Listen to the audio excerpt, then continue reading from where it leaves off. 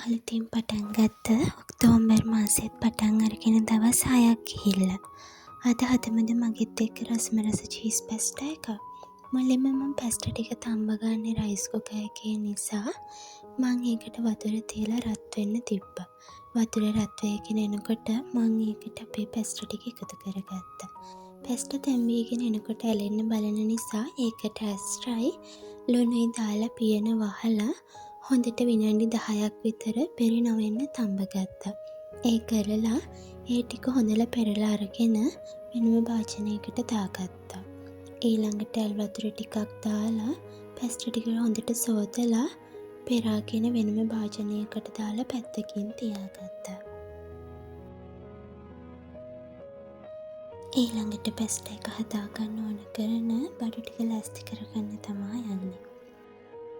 ඒකට අපිට ඕන තක්කාලි, ලුණු කොළ, ගෝවා, බෙල් පෙපර්, කැරට්. ඔයාලට අවශ්‍ය ප්‍රමාණයට චිකන් එකතු කරගන්න පුළුවන්. චිකන් වැඩිපුර කන කෙනෙක් නම් ඔයාලට චිකන් ටිකක් වැඩිපුර එකතු කරගන්න පුළුවන්. ඊළඟට ඕනේ සුදු ලුණු, වී ලුණු, කරපිංචා, රම්පෙ, බේ ලීෆ්, කොරුඳු, එනසාල්, කරාඹු නැටි, බිත්තර, යෝගට්, සෝයා සෝස්, තක්කාලි සෝස්. ඊට අමතරව අපිට ඕනි කරනවා කෑලි මිරිස්, ගම්මිරිස්, තුන පහ චුට්ටක් අප ලුණු. මේ ටිකත් ලෑස්ති කරලා පැත්තකින් තියාගෙන අපේ එළවලු ටික සේරම කපා ගත්තා. කපාගෙන පැත්තකින් තියලා ඒකත් ඊළඟට අපි යන්නේ අපේ චිකන් ටික කපා ගන්න. ඒකත් කපලා භාජනයකට දාලා පැත්තකින් තියාගත්තා. ඊළඟට අපේ පැස්ටා එකට දාන්න බිත්තර එක හදාගන්න තමයි යන්නේ. මුලින්ම පෑන් එකක් තියලා ඒක රත් වෙගෙන එනකොට තෙල් ටිකක් එකතු කරගත්තා. කඩාගත්ත බිත්තර දෙක පෑන් එකට දාලා හොඳට කලවම් කරගෙන මේ ගානට බිත්තර ටික බැදීගෙන ඉද්දී ලිපෙන් බාලා භාජනයකට දාලා පැත්තකින් තියාගත්තා. ඊළඟට අපේ පැස්ටා එක හදන්න ඕන කරන තක්කාලි චිකන් පේස්ට් එක හදාගන්න තමයි යන්නේ. මේක පැස්ටා එකට එකතු කරාම අපේ පැස්ටා එක ගොඩක් රසවත් වෙනවා. ඉතින් පැස්ටා ටික තැම්බෙන්න තියාගත්තෙම මම අපේ තක්කාලි ටිකත් ලුණු චුට්ටක් දාලා තැම්බෙන්න තියාගත්තා. තක්කාලි ටික මේ ගානට තැම්බීගෙන එනකොට ඒක බාලා තක්කාලි වල පොතු ටික මේ විදිහට අයින් කරගත්තා. ඊළඟට අපේ තක්කාලි ටිකයි චිකන් ටිකයි ලෑස්ති කරගෙන තක්කාලි බෙන්ඩ ජායකට දාලා අපේ චිකන් ටිකත් බෙන්ඩ ජායකට දාගත්තා. මේ දෙකම හොඳට ක්‍රීම් එකක් වගේ වෙනකම් හොඳට බෙන්ඩ කරගන්නයි තියෙන්නේ. බෙන්ඩ කරලා එකත් පැත්තකින් තියාගත්තා. ඊළඟට අපේ පැස්ටා එකට ඕන කරන චිකන් ටික බැදගන්න තමයි යන්නේ. මුලින්ම පෑන් එක තියලා ඒක රත් වෙගෙන එනකොට තෙල් චුට්ටක් දාගත්තා.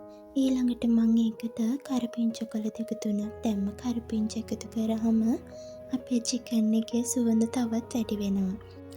ඊළඟට චිකන් එකට කහයි ලුණුයි ගම්මිරිසුයි අත ගාලා තියලා ඒක මේ විදිහට පෑන් එකට දාලා හොඳට බෙද ගන්නයි තියෙන්නේ. අපේ චිකන් ටික රන්වන් පාට වේගෙන එනකොට පෑන් එකෙන් අයින් කරලා භාජනයකට දාලා වෙනම පැත්තකින් තියාගත්තා. දැන් තමයි අපි පැස්ටා එක හදන්න යන්නේ. මුලින්ම පෑන් එක තියලා ඒකට රත් වෙගෙන එනකොට තෙල් චුට්ටක් දැම්මා. තෙල් රත් වෙද්දී අපි චුට්ටක් දාලා ඒක පුපුරගෙන එද්දිම කපාගත්ත සුදු ලුණු ටික දාලා හොඳට කලවම් කරගත්තා.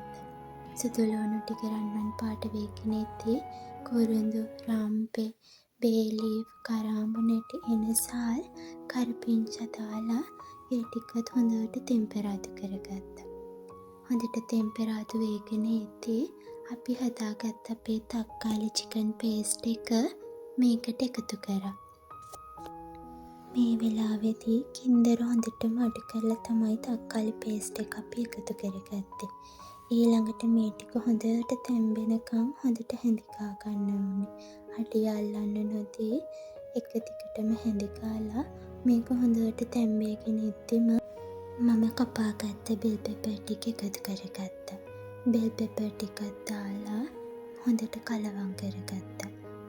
ඊළඟට අපි කපාගත්ත බීලුණු ටික කැරට් ටිකත් එකතු කරලා මේක හොඳට කලවම් කරා. කලවම් කරලා තැම්බීගෙන එනකොට මම මේකට කෑලි මිරිස්, ලුණු, ගම්මිරිස් 3-5 චුට්ටක් එකතු කරලා හොඳට කලවම් කරගත්තා. දැන් ඒකටම අපි කපලා අරන් තියාගත්තු ගෝවා ටිකත් එකතු කරා. ඒකත් හොඳට කලවම් කරගෙන අපි හදාගත්තු බිත්තර ටික, බැදගත්තු චිකන් ටිකත් දාලා චුට්ටක් විතර කලවම් කරගත්තා. ඊළඟට අපි ගෙදරදිම හදාගත්ත වයිට් සෝස් එකත් මේකට එකතු කරන්න තමා යන්නේ. වයිට් සෝස් එක හදන්න දන්නේ නැති අයට වයිට් සෝස් හදන එකේ වීඩියෝ එකක් ඉක්මනින් අරන් එන්න. ඊළඟට යෝගට් එකෙන් හැඳි 2ක් දාලා ඒකටම සෝයා සෝසුයි තක්කාලි සෝසුයි එකතු කරගත්තා. ලුණු බලලා ලුණු චුට්ටක් මදි නිසා ලුණු ටිකත් එකතු කරගත්තා. ඊළඟට කපලා අරන් තියාගත්තු ලුණු කොළ ටිකයි අපේ පැස්ටා ටිකයි එකතු කරලා හොඳට කලවම් කරගත්තා.